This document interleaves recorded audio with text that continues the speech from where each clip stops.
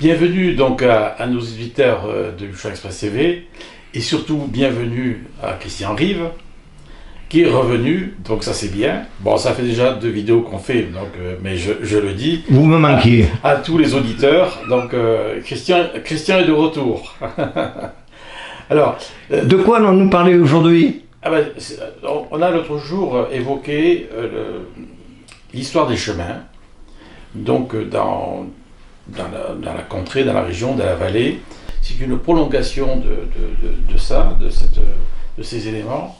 C'est-à-dire, c'est tous les oratoires qui pouvaient parsemer les chemins de droite et de gauche et qui avaient un sens. Et justement, on va parler de tous ces oratoires qui étaient sur les chemins qui traversaient, donc de vallée en vallée, qui traversaient complètement les Pyrénées. Voilà. Et c'est pour ça que nous avons, comme d'habitude, notre ami donc Patrick Payet qui est là. Un invité de marque. Un invité de marque. Maintenant, ça fait quand même pas mal de fois qu'on est en train de parler de bonnes choses de la vallée et de Luchon et surtout de notre ancienne civilisation qui était là dans nos Pyrénées. Voilà, ça c'est super important. Voilà, à toi Patrick. Merci de l'introduction. Donc oui, on va essayer de faire une suite et d'essayer d'un petit peu étayer l'intervention qui a été la nôtre sur les chemins et passages, puisque il s'avère que Luchon est un bout de vallée, un fond de vallée, un terminus, mais c'est que depuis le XXe siècle. Auparavant, c'était un lieu de passage. Oui, là, maintenant, on considère qu'on ne passe plus à partir du moment où la voiture ou le train ne passe pas. Bon, l'avion, on n'en parle pas, puisque lui, il peut passer partout. Mais d'une manière ou d'une autre, cette vallée est devenue un terminus qu'au cours du XXe siècle. Auparavant, on passait pour plusieurs raisons. Pour le commerce, on pouvait passer comme les militaires pour des batailles, des querelles militaires. On pouvait passer aussi pour des raisons personnelles, puisqu'on a vu qu'il y avait quand même des migrations. Ça pouvait être des migrations de type politique, ça pouvait être des migrations sociales où on avait besoin d'aller travailler, etc. Alors tous ces chemins-là, en fait, là actuellement, quand on prend la voiture, on met la ceinture de sécurité, on a des voitures qui sont conçues pour pouvoir nous protéger. Mais à l'époque, quand on baladait à pied, la protection, elle résidait un petit peu plus au-dessus, je dirais. Surtout à une période où la religion était beaucoup plus prégnante et beaucoup plus présente dans la vie de tout le monde. Ouais. Et donc, on a jalonné un petit peu ces chemins itinéraires de petits oratoires et de montjoie. Alors, on en retrouve quelques-uns encore existants dans la région. Et ce qui nous fait un petit peu penser au fait qu'on pourrait peut-être en tirer le schéma d'un réseau. C'est-à-dire qu'en fait, avoir une idée des itinéraires qui étaient utilisés auparavant par rapport à ce que nous utilisons actuellement. Alors, si on regarde un petit peu, pour avoir quelques exemples, on a par exemple à Bourdoué, entre Bourg et Sirès, la petite chapelle Saint-Blaise, et un petit peu plus loin, il y a la Montjoie. Alors une Montjoie, pour ceux qui ne savent pas ce que c'est une espèce de tourelle bâtie en pierre dans laquelle est enchâssée, en règle générale, une petite statue qui représente un saint. Bon. La plupart du temps, on va se mettre sous la protection de ces saints.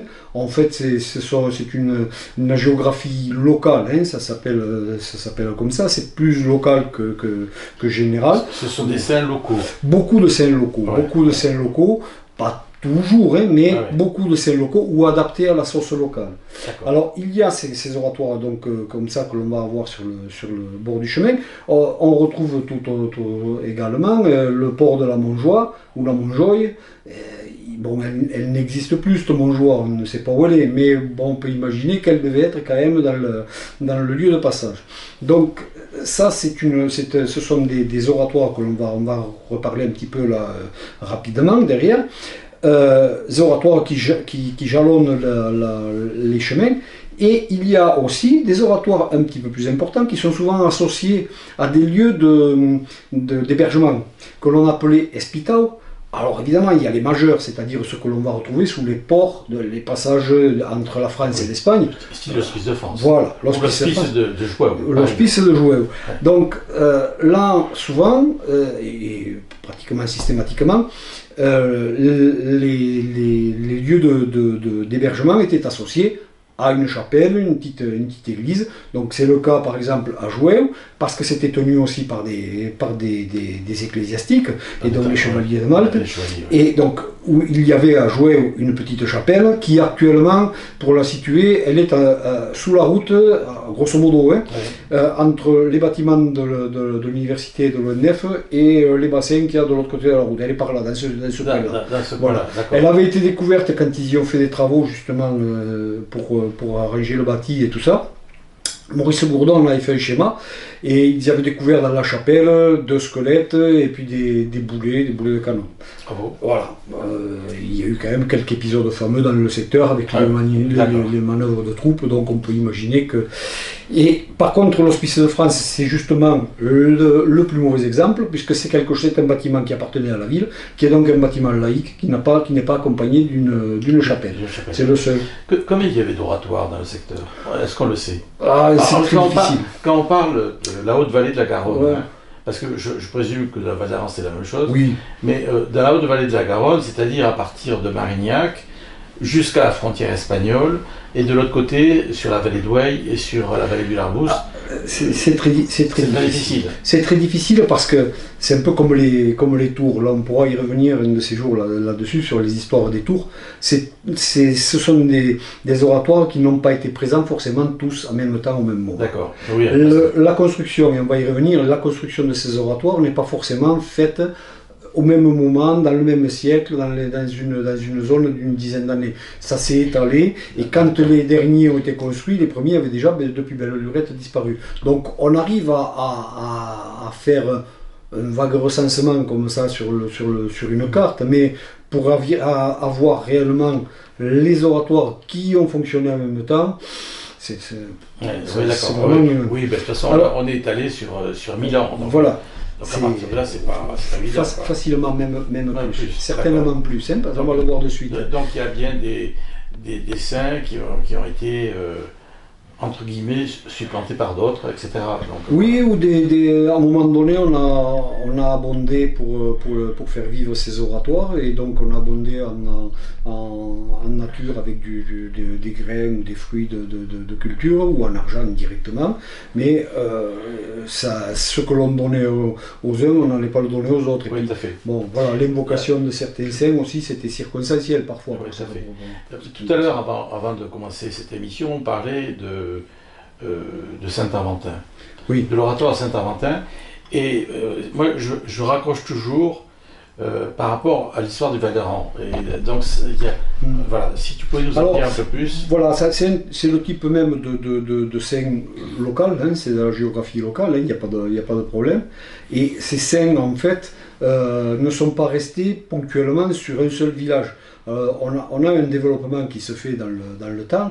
Alors la plupart, ils ont un peu tous la même histoire. Alors soit ce sont des évangélisateurs, style Saint-Cernin, Saint-Saturnin, Saint-Cernin, soit alors ils ont eu maille à partir avec les morts. Bon, là aussi, c'est une histoire cousue souvent de fil blanc, même s'ils y laissent la tête, comme Saint-Aventin.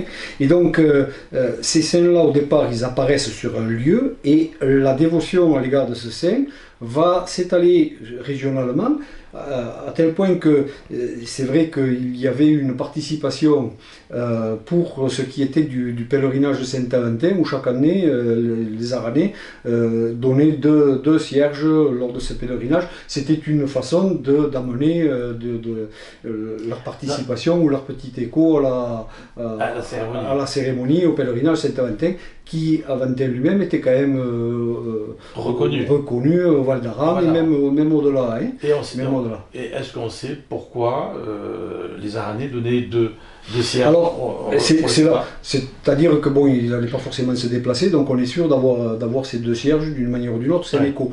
La plupart de ces oratoires, souvent, avant d'exister physiquement, ils existaient sur le plan administratif, je dirais. C'est-à-dire qu'on les dotait, on leur donnait soit de l'argent, soit alors on donnait des fruits de nos cultures, ou des journées même, on pouvait même avoir des journées d'ouvriers, on pouvait avoir des ouvriers ou des dettes que l'on avait contractées auprès de certains, ben ces dettes-là, au lieu de lui payer, de le payer à celui à qui on le devait, on le donnait à l'oratoire parce que ça avait été décidé comme ça.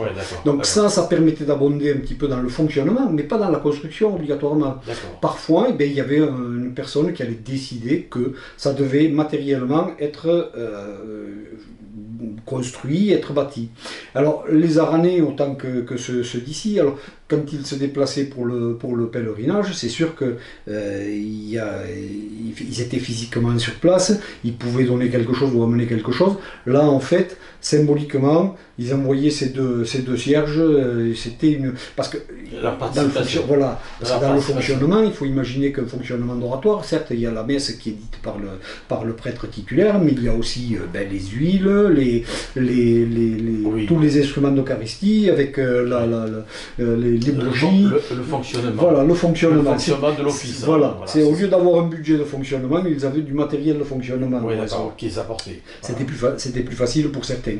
Et donc, si on en vient à Saint-Aventin, il y a ce petit oratoire qui est dans le virage de la colonne, là, en dessous de l'embranchement de la vallée d'Ouai.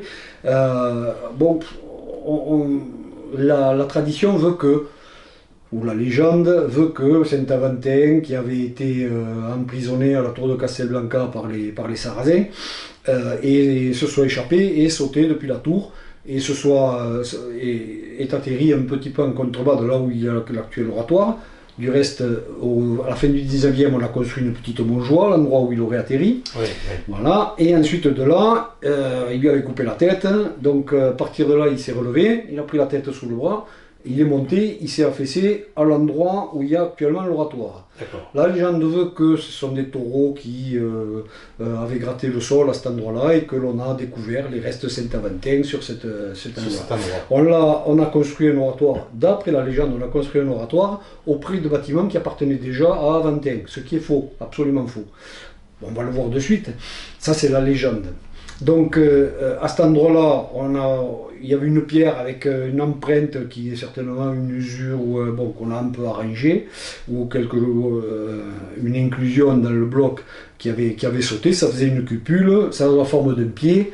On a arrangé ça et on a décidé que c'était l'endroit où Saint-Aventin avait atterri et qu'il y avait l'empreinte de son pied. Voilà, ce qui est aussi faux dans la mesure où il a atterri un petit peu plus bas et qu'il est parti avec sa tête un petit peu jusqu'au... Et pas du tout au même endroit. Et pas du tout au même endroit. Oui, mais enfin, voilà. Il faut voir que c'est beau. Voilà, c'était très bien. Sauf qu'en plus de ça, donc la montjoie elle a été construite à la fin du 19e siècle, en bas, en dessous du virage. Et la chapelle, elle a été construite au XVIIe siècle. Elle a été construite en 1685 par une dotation d'une personne qui s'appelait Jean-François Barrault. Et au-dessus de la petite fenêtre qu'il y a à la chapelle, vous verrez, elle a été malheureusement repeinte, pas très adroitement des fois. Donc il y a une inscription qui rappelle que ça avait été construit par Barrault avec des maçons de Trébons en 1685. C'était les maçons de Trébons, oui. Et de toute façon, c'était le village des maçons à Trébons, donc c'était pas compliqué. Voilà.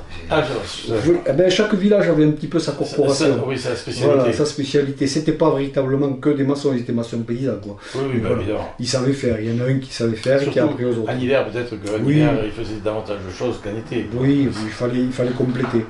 Et donc, à partir de là, les autorités ecclésiastiques ont accepté que cette chapelle-là, elle a été construite là et elle a été rebâtie plus tard sur ces ruines parce qu'en fait, elle était tombée en ruine parce qu'au départ, elle devait constituer un petit hospital. Il devait y avoir un lieu d'hébergement et ce lieu d'hébergement devait être partagé avec le titulaire et éventuellement servir d'accueil pour les gens, pour les pèlerins et compagnie. Mais ce qui était sûr à l'origine, il y avait l'oratoire et derrière, normalement, il devait y avoir la maison de celui du D'accord. titulaire de l'oratoire. Donc là, on est en fait sur les cheminements qui passent d'une vallée à l'autre, ou qui vont en bout de vallée, etc.